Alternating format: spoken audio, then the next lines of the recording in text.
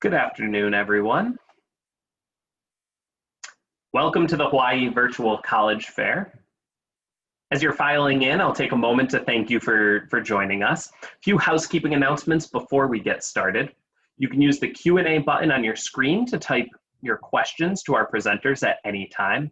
Specific questions about the institutions you're hearing about are certainly appropriate, or broader ones that you'd like many of our panelists to weigh in on, we'll take at the end of the session. Your camera and microphone are off, so the panelists cannot see or hear you. This is just one of many different sessions that's happening this afternoon, so certainly feel free to sign up for additional sessions at the same website where you submitted your registration for this one. Also on that same website will be recordings of all presentations, including this one, in about a week's time. Without further ado, I'd now like to turn it over to our presenters, and we will start off with Reed College. Hello, everyone. Thank you for attending. My name is Grace Fisher, and I'm an Associate Dean of Admission at Reed College in beautiful Portland, Oregon. We are a college that is both in the city itself, but we have nature all around us and running through our campus. As you can see behind me, this is a shot of our canyon, which is a restored natural wildlife habitat. We're a small liberal arts and sciences college, 1,500 students, 160 faculty, so better than 10-to-1 ratio.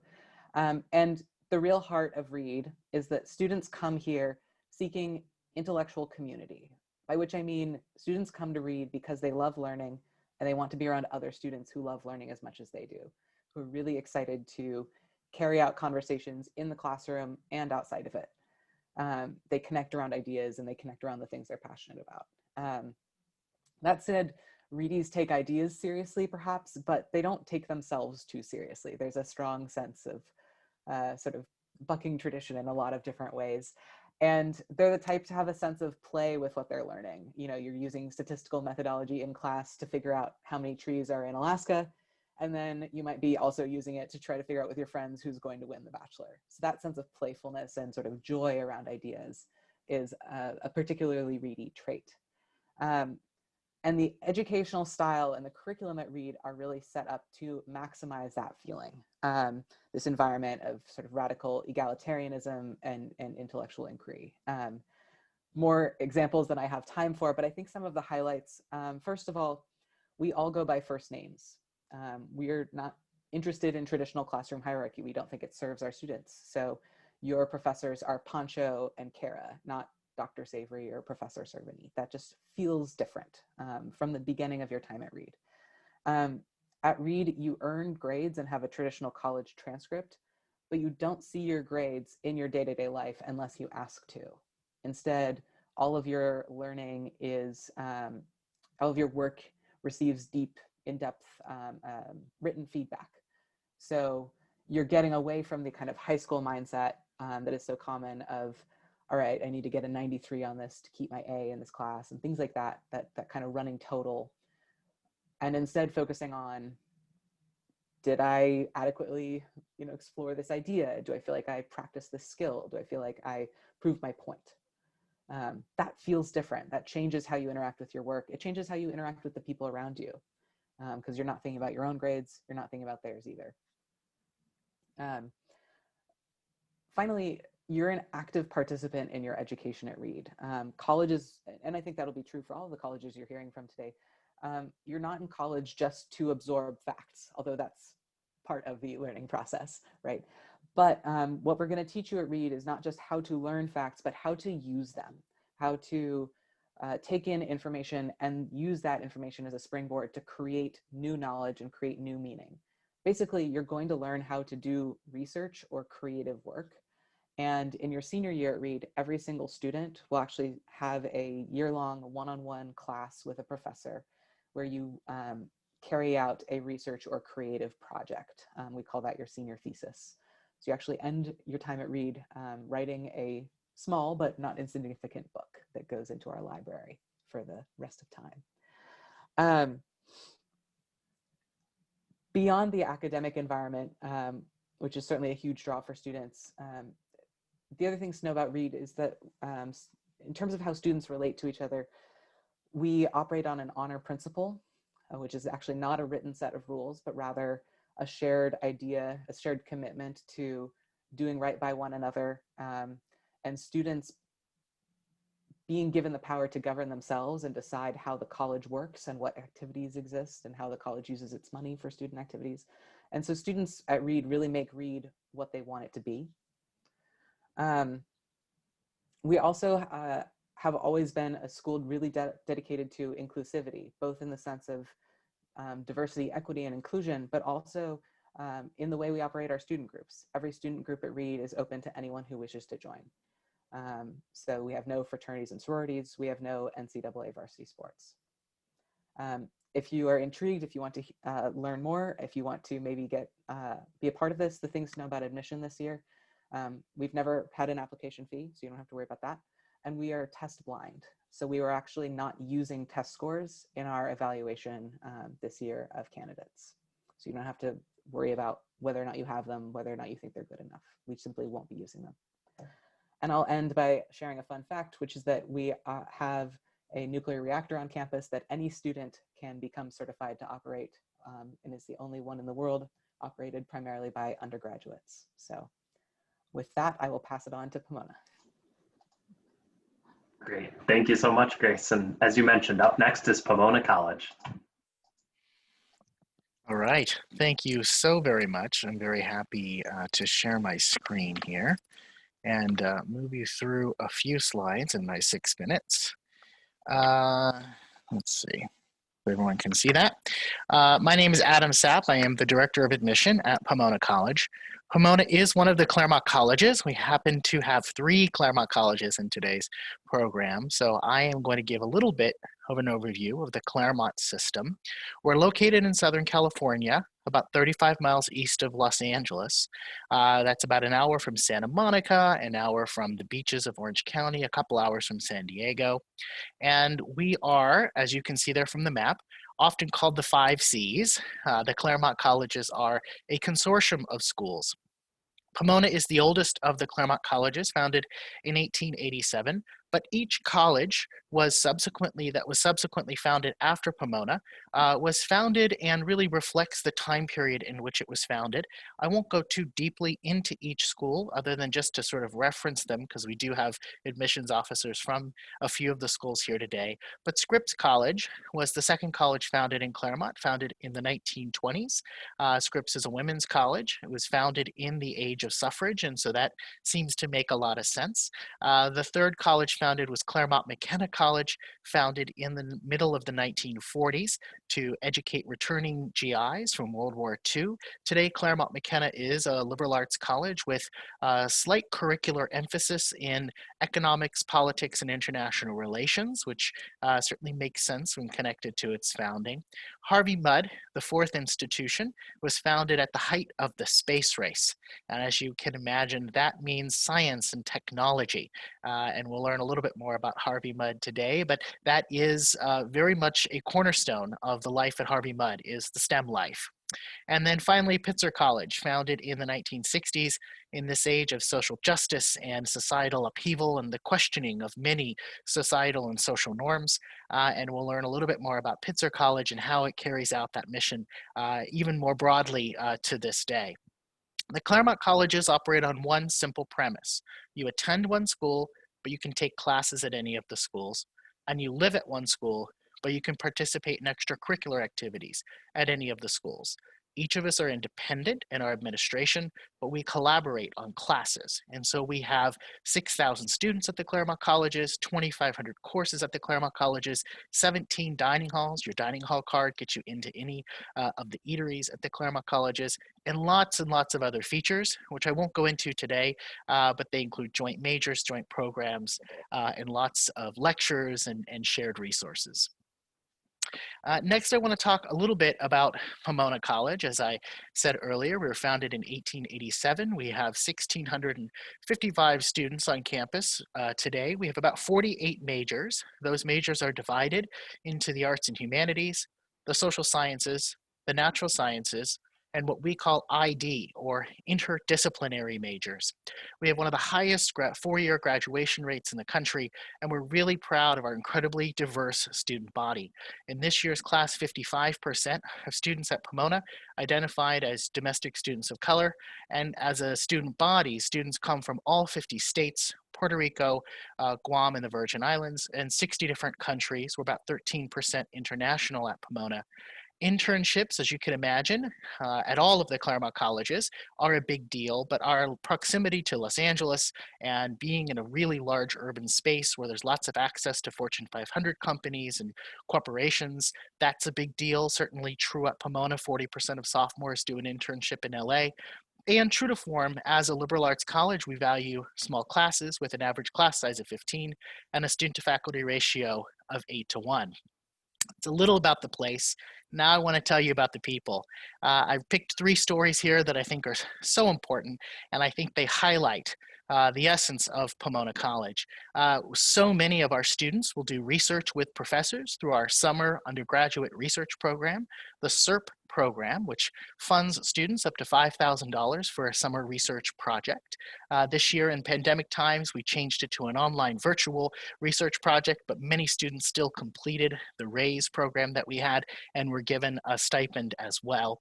And this is true when you think about the staff and the faculty and the students and the community. It's largely in part due to the fact that so many faculty live near campus. 80% of our faculty live within 5 miles of campus. So that's why they're able to hold office hours. That's why they're able to attend your theater programs and your sports events. They're part of the fabric. They're woven into the fabric of life. 1/5 of our students are first generation. Half of our students study abroad, and about 55% of our students are on financial aid. We have a great student here. This is Say Mfunya. She came into Pomona undecided. She's leaving as a visual art major. She really believes in the power of art and has found visual art at Pomona and will move on to graduate school after Pomona and do work in art. She wants to be a practicing artist, which is really exciting. And then I want to end with a little shout out here to our alum and Hilo High School alums. So shout out to those from Hilo. Jennifer Dowdna, who came to Pomona from Hilo High, majored in biochemistry at Pomona, went on to Harvard to get a PhD, and then moved to Berkeley, where she set up a lab. And last Tuesday, that lab and her work was awarded with a Nobel Prize in chemistry. Jennifer invented CRISPR. And so much of what she credits to her early academic life is that Pomona experience, that interdisciplinary learning that is true for all students. So I'll end there, and I will turn it back over to the moderator, and we'll move on to another school. Great. Thank you so much, Adam. Up next is Carleton College. Thank you very much. My name is Rod Oto, and I'm the Associate Dean of Admissions at Carleton, and I'm also the Director of Student Financial Services. So let me share my screen and make sure I get this done right. There we go. And there we go. Okay, so I've got a number of slides to show, and I just, here's my objective for students from Hawaii. And by the way, I grew up in Hawaii. That was a long time ago, but I still have family there. I get back as often as I can. And it's a long story as to how I got to Minnesota. But tonight, what I want to do is to give you a sense of Carleton and also a sense of the culture there. Because I think students from Hawaii coming to a place like Minnesota may seem pretty foreign. But I think what you will find is that the people here share many qualities similar to those in Hawaii. So we are in Northfield, Minnesota. A very quick glance at the college, and about 2,000 students, students from all over the country and the world. I won't, much of this I'm not going to really, I'm going to glance over because I think it's very similar to some of the other schools that are present today.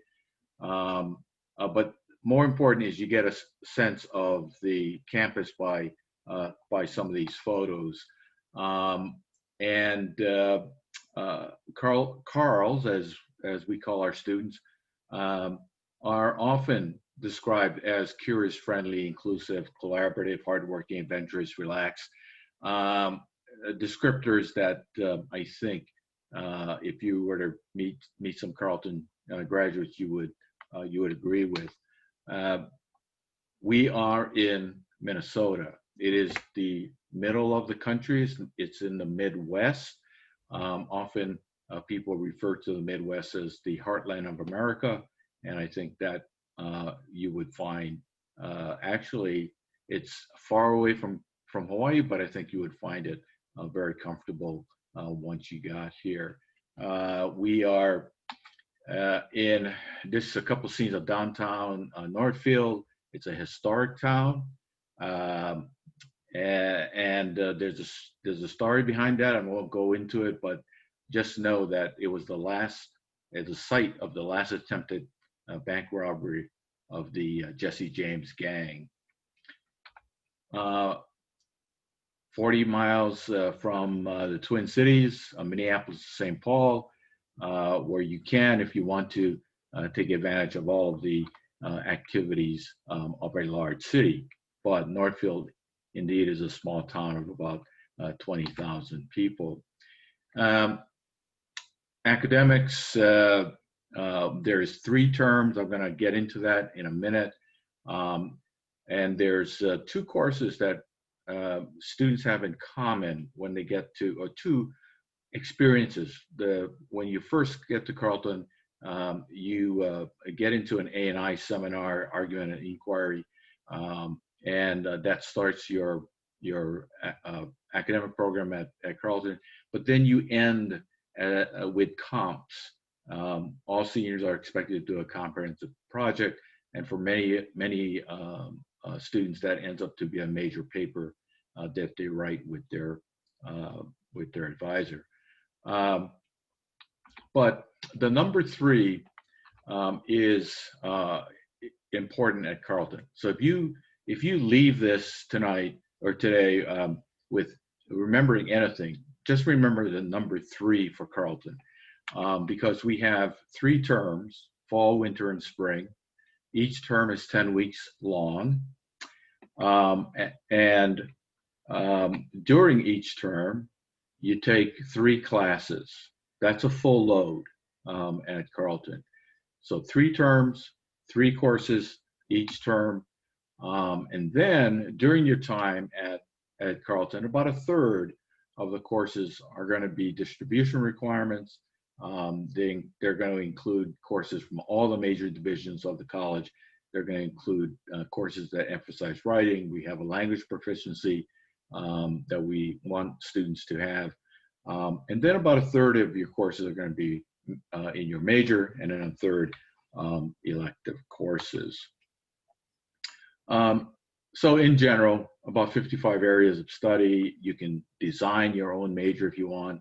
And then, of course, we have special areas to help students find a path to certain areas like medicine, law, engineering, teaching, and so on. Often I'm asked, what's the most popular majors at Carleton? And here's last year's graduating class list of most popular majors. And note that we use the word popular. We don't use the word best, because the best major for you may not necessarily be a large one, but it may be a great one. So last year, computer science was top major: biology, math, stats, political science, international relations, and so on. So you see the list, and it involves quite a number of areas. Campus life, a lot of student-run organizations. So we do have varsity athletics, music groups, even a college radio station, and so on. And note, for those from Hawaii, the snow scene there as well. So, okay. Some of the other things I want to show you is that we have quirky activities, and I'm getting the high sign that I'm running out of time here, right? So let me just quickly go through one of the things that Carleton is known for is ultimate frisbee. In the years we've taken 10 national championships, and I guess just to quickly go through the rest of these slides, just to give you some sense of the culture. And yeah, I'm sorry, I'm gonna run out of time, and I really wanted to. I didn't time this very well, but I wanted to give you a sense of the culture. And some of the culture is things like seniors blowing bubbles at opening convocation, Daisy Moses' house where you can go and bake cookies, and then Friday flowers where you can buy a flower for a friend who might have had a long week. So I think I'm going to stop there. And you have questions, certainly address them to me, and I'm happy to answer them. But at this point, we'll toss it over to somebody else. Great, thank you so much, Rod. And up next, we have Grinnell College. Hello, everyone. I'm going to keep us in the Midwest and share my screen with you all. Like Owen said, my name is Sarah White. I'm the Senior Associate Director and Athletic Liaison at Grinnell College. Extraordinary journeys seldom begin in obvious places. I want to share with you about one of those places, Grinnell College. Now, I'm not going to quiz you on your Iowa geography, but Grinnell is located in the heart of the Midwest. We like to think of ourselves as being conveniently located between the two coasts. That should make you smile. Campus is 1 hour from the Des Moines International Airport, no matter what day of the week, what time of the day. We do not have the traffic that you all get to experience on the H1.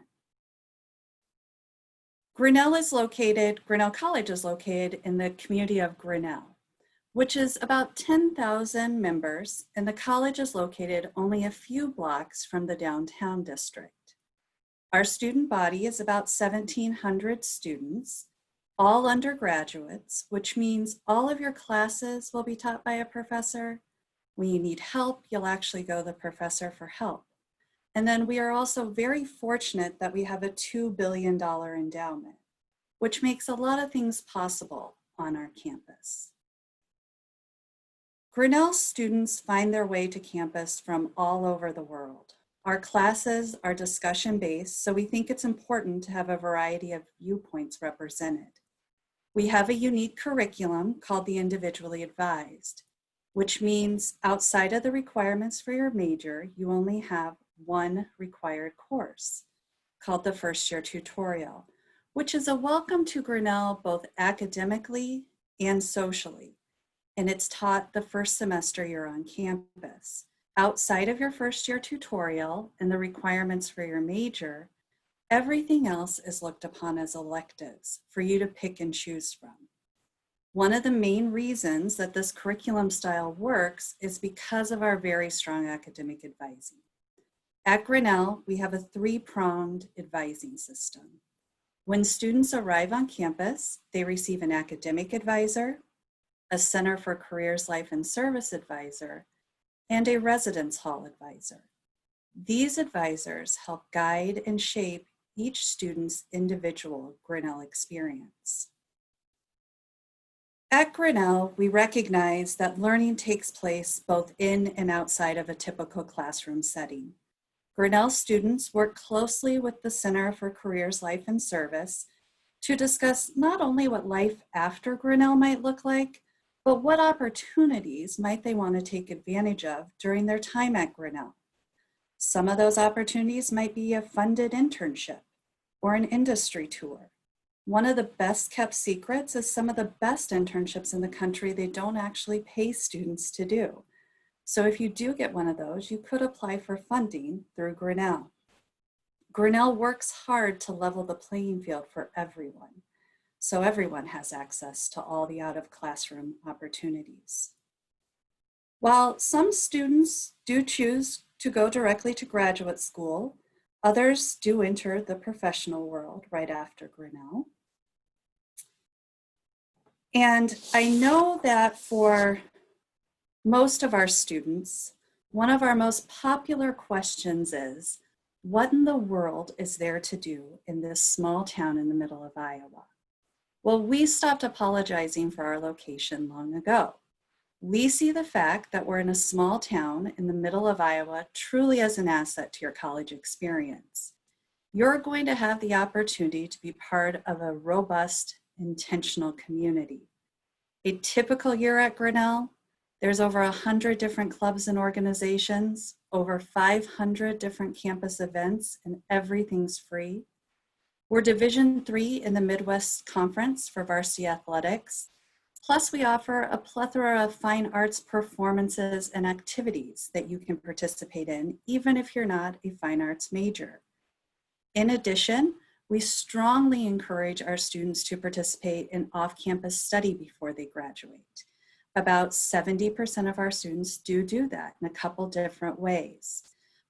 We have the typical semester or year off campus, but we also offer some course embedded travel opportunities as well, and the college funds those.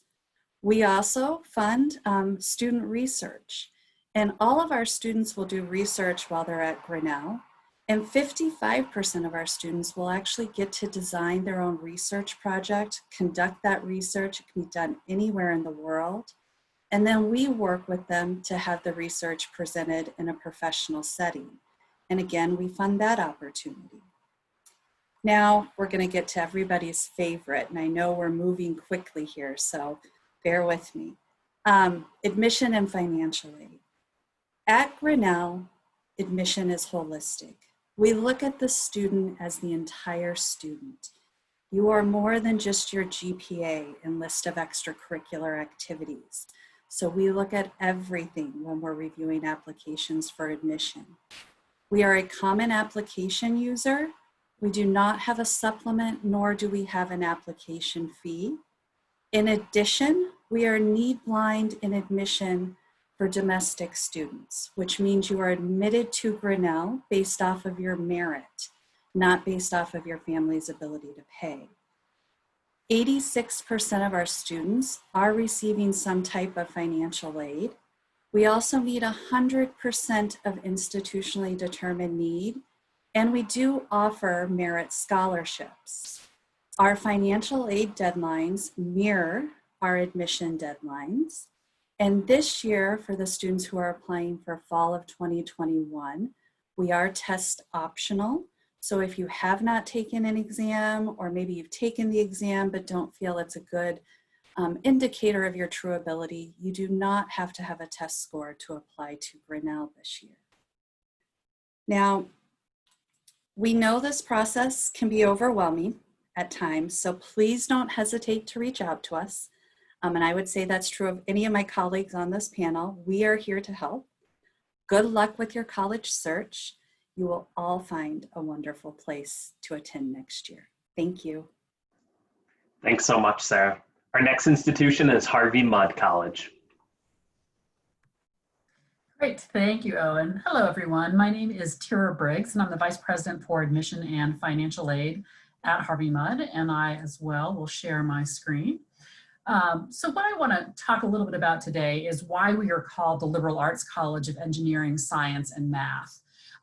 You heard a little bit from Adam earlier about the Claremont colleges, and yes, we are one of the Claremont colleges, and founded in 1955, which, as Adam mentioned, is in the heart of the space race. So the idea was to have a school that will have high level of math, science, and engineering, but in the context of a liberal arts education, and that is key to who we are.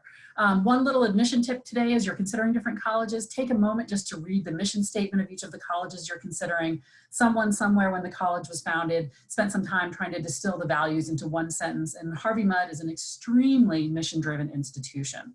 And by that I mean that you can see everything you need to know about the college in this one sentence, the balance of high-level math, science, engineering, but with a focus on the humanities, social sciences, and the arts. And again, that really key part at the end there, the impact of your work on society and understanding what that means. We are the smallest of the Claremont colleges at 900 undergraduates, and we are 50% female and 50% male, which we're very proud of and something you don't often see at technically oriented institutions. And we also have an 8-to-1 student-teacher ratio. So our curriculum actually struck me quite a bit when Rod was talking about Carleton, very similar, a third, a third, a third. So core curriculum are major in their HSA, which is humanities, social sciences, and the arts. But I did want to share what our core curriculum looks like because it looks quite different from many other places. I mentioned we are an institution of math, science, and engineering. And this is what you would take as your part of your core curriculum, which is a 3-semester series during which you will study in every single department we offer. And we do that because at Harvey Mudd, unlike many technical institutions, you don't have to know what you want to study coming in because you're going to have until the end of your sophomore year to declare your major. We do have a requirement that all students before they get to us have already taken a year of calculus, a year of chemistry, and a year of physics, because this allows our students to jump into this core curriculum where in your first semester you're taking special relativity, you're deriving calculus. All of these things become crucial to who we are as an institution. I mentioned the majors, and again, this is something else that makes us very different from other high-level math, science, engineering institutions, is that we only offer majors in math, science, and engineering, very different from other liberal arts colleges. You'll see all 10 of our majors here as well, including those joint majors. The difference also is that our faculty voted a couple years ago. You're actually not allowed to declare a major until the end of your first year. We're really serious about students coming in and having an open mind as they go through that core curriculum. Humanities, social sciences, and the arts. And I'm going to be honest, even though we are a STEM institution, this is often why students choose to come to Harvey Mudd, because they may love their work in the STEM fields, but they're not ready to give up all of the other things they want to study. And so we actually require that all students declare a concentration, just short of a minor, in some aspect of HSA. That often tends to be economics is a popular one, music, but you can do any of the ones you see here or design your own. Research is everywhere, and I think often people are concerned about how can a small liberal arts college compete with a larger university for research opportunities. This is where it matters that we're undergraduate. All of our faculty members are still doing research in their fields. If they were at a larger place, they'd be turning to their graduate students. Instead, they turn to our undergrads. All students do a senior program, capstone project of some sort, either a senior thesis or something we have called the clinic program, where companies like the ones you see here, but also places like SpaceX and Disney, Livermore National Labs, they pay Harvey Mudd each year to have our students in groups of 4 or 5 take on real life research problems for them. 10 to 12 patents come out of these projects every year, and our students' names are on the patents. Company retains intellectual property, but it's an amazing experience for our students. This is really the core part of what matters at Harvey Mudd, a community of support, collaboration, and an honor code. So we are one of a handful of colleges to have a student-run honor code. That means that most of our exams, if not all of them, are unproctored. So literally a professor will hand you or send you an exam, tell you how long you have to take it, what resources you can use. You could all be sitting in one room taking the same exam or different exams. It means we have an extremely strong sense of community. Harvey Mudd is not a competitive place. It is a very supportive place, and one where collaboration is key. The outcomes for Harvey Mudd are fairly extraordinary, as you might imagine in some ways. You see our median starting salary there is $107,500 for the class of 2019. We did just learn yesterday, in fact, that for the class of 2020, that number is actually $112,500. And typically we are at or near the top of the list for liberal arts colleges producing the highest percentage of students going on to get their PhDs. And also we are consistently at or near the top of that, the list for the colleges with the highest return on investment. And we think our students do so well after graduating, not just because they're math, science, and engineering, but also because they know how to write, they know how to communicate, they know how to work across disciplines, and they know how to collaborate. The only thing I'll highlight for admission and financial aid is that we do require 2 recommendations, one from a math or science teacher and the other from a humanities, social sciences, or arts teacher, right back to our mission and that idea of balance. We do have 2 rounds of early decision. And then for financial aid, we are also, like others you've heard here today, we are also need blind in the, for all of our domestic students and permanent residents. Guarantee will meet 100% of demonstrated need. And we have both need-based and merit-based aid available. So with that, I will turn it back over to Owen, and you can hear more about our sister college, Pitzer College. Great, thank you so much. We have 1 institution remaining, so just a reminder, if you do have any questions about specific institutions you've heard of, use the Q&A feature, or broader ones for all of our panelists, and we'll address those as soon as we hear from Pitzer College. Hello, everyone. Thank you for sticking with us. My name is Yvonne Baruman. I am the Vice President of Admission and Financial Aid at Pitzer College, and I'm going to share my screen as well. So give me 1 second. Okay, that's me, and I'll show some information in terms of how to contact me if you do have any other questions. All right. So first and foremost, as Tira had mentioned, it's very important that you understand the school and you look specifically at the,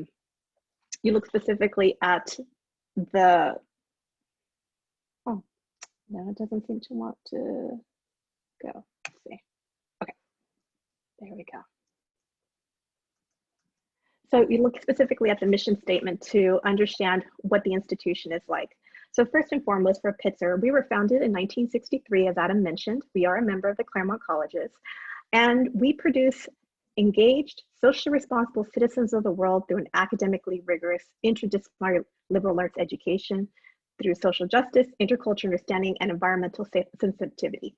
Now, the 5 core values that you see below are really embedded in the day-to-day life of students at Pitzer. We want to make sure that our students are thinking about these things. And so in many cases, when you see our name, you'll see Pitzer College, you'll see a tree.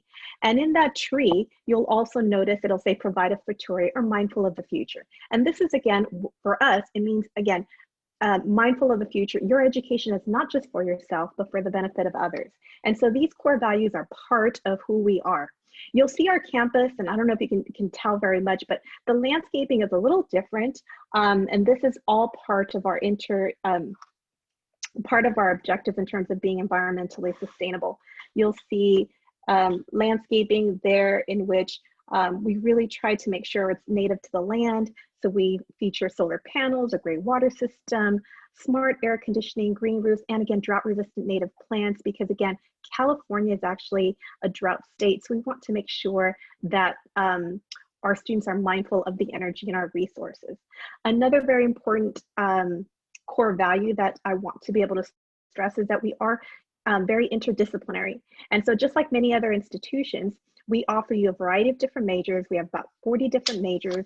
And we also offer you the option of designing your own major. So that's one of the options as well that's unique to Pitzer. In addition to that, our curriculum is actually very open and flexible. So students can take a variety of different classes throughout their 4 years. We only ask that they take 1 first-year seminar at the beginning of their studies. Here you'll see some of the other 4 core values and some of the things that students are able to do. Another value that I will mention that we do stress is social responsibility. That is something, again, coming from the 1960s. Our students are very, very engaged socially and politically. So one of the classes that students are able to take, or actually several classes, are what's called inside out courses. So students actually have the opportunity to take courses inside a central jail. Now, these courses are actually all Claremont College instructed. And so we have faculty from the Claremont Colleges that take 10 to 15 college students from the Claremonts, about 20 minutes east of Claremont. And the students will take those courses with 10 to 15 inmates at a local jail, which is very, very different. And Pitzer was the lead college in creating this. The idea for us is rehabilitation over further incarceration. So the students that take these classes actually get to interact and share perspectives with many of the inmates that are actually going to be released in a very short amount of time. And again, we want to make sure that they have something to look forward to. So all the classes that they actually take, they actually get Pitzer College credit, in which they can transfer those credits to another 4-year institution, Pitzer or another school. So it's how our students can begin to engage themselves in social responsibility as college students. And again, student engagement is very much a part of who we are. You see it within our campus politics. Our students are very involved in student senate. We have one of the most active senates in the country. And they actually help to make Pitzer the first school on the West Coast to divest from fossil fuels, which again shows the interaction there. Intercultural understanding, over 50% of our students study abroad. We do strongly believe that our students learn about a culture outside of their own. So that's one way they are actually able to do that. As far as what our campus looks like, you'll see that many of our students are able to come to Pitzer and get involved in a variety of different subjects. And so I'm going to talk a little bit about admissions as well. Our students are able to get involved in a variety of different subjects, from the sciences to the humanities and fine arts. And in addition to that, they are able to get involved in athletics and as well as the performing arts. As far as admissions, the one thing I'll highlight, we've all talked a little bit about the fact that we receive the common application. And in addition to that, we have early decision for Pitzer, early decision 1 and 2. We also do holistic reading. And in addition to that, one unique thing about Pitzer is we've actually been a test optional school since 2006.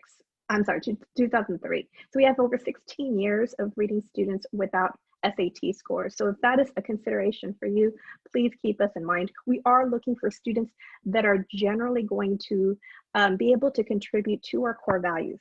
In some way, shape, or form, if you have been a student that's been actively involved in school, want to continue to be actively involved in a community, then this is a great place for you. Some of the photos that you see here show a little bit about the sustainability and the art and the personality of the campus. We really do try to make sure that our campus is a place where students feel completely a part of, because again, they are there to continue to construct what the history of the college will actually look like. And again, I'll showcase a little bit about the Claremont colleges. We are so close together. So one of the beauties of actually being part of this consortium is the fact that you can actually take classes at all the different colleges. And so the beauty of Pitzer, as well as the Claremont, just to close it out in terms of what we offer, is the fact that students can take classes at all the different schools, and it only continues to augment what the Claremonts are able to offer each and every student as far as courses, as far as variety. So for that, I'm just going to leave it there and then turn it back over to Owen.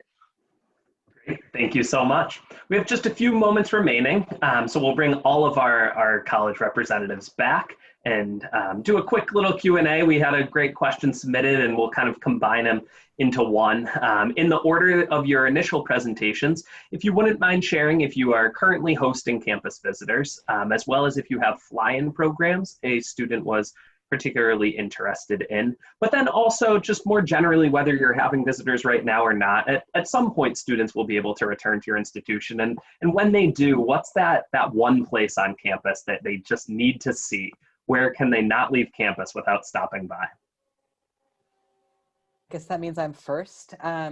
Reed is currently hosting very limited in-person visits. You and a single guest get a personalized tour experience on the daily. We do generally host fly-ins, but I think whether or not we will offer them next year will be highly dependent on conditions on the ground. And when you make it to campus, I may be repeating myself, but the Reed Canyon is the must-see. It's a beautiful oasis in the center of the city, a spring that flows into a lake. There's actually the only place in the Portland city limits where salmon still spawn. Wow, that's great. It's almost hard to beat there, Grace. I love this. My answers will be pretty quick. We have no visitors. Pomona is closed. We've already completed our virtual fly-in program for this year, our POP, Perspectives on Pomona program. I'm with Grace at Pomona as well. If we'll be dependent upon situation on the ground, but we have been able to make a successful virtual program. If we have to do one next year, we will. If not, if we're able to have one on campus, we'll do that as well.